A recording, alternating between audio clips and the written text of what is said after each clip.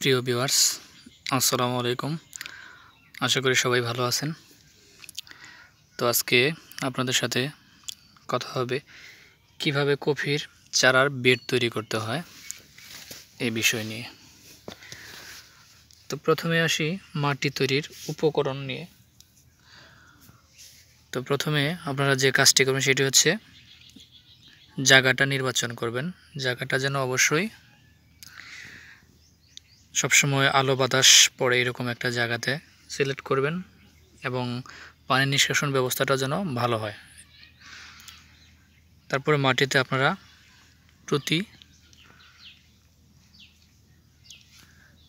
বিঘার জন্য আপনারা যে পরিমাণে চারা ফেলবেন আর কি, সেই অনুযায়ী জায়গা সিলেক্ট করবেন।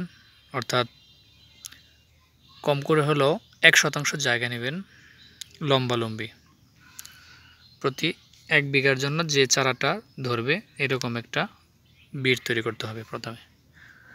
তো বিটটা লম্বালম্বি হবে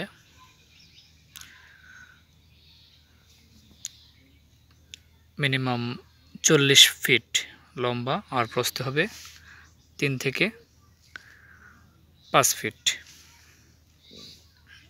নিচে 3 উপরে 5। তারপরে মাটিতে আপনারা পরিমাণ মতো 1 থেকে 1.5 কেজি টিএসপি, এমওপি 1 থেকে 1.5 কেজি, বোরন 100 গ্রাম,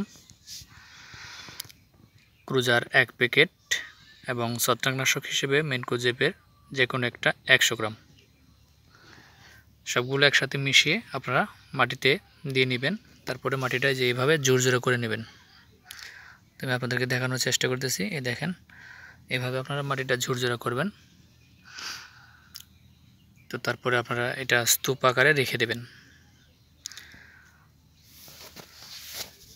মাটিটা ঝুরঝুরা হয়ে গেলে সব সারগুলো এর সাথে মিশিয়ে দিবেন।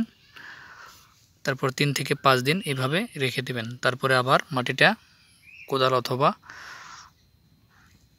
অন্য কোনো কিছু দিয়ে এটা ঝুরঝুরা করে নেবেন, বা নিড়ানি দিয়ে ঝুরঝুরা করবেন।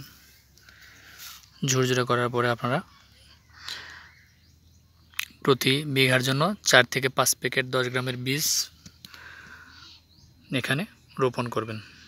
তো এই ছিল মূলত বেড এবং বেডে কি কি করণীয় রয়েছে সেটা মূল আলোচনা।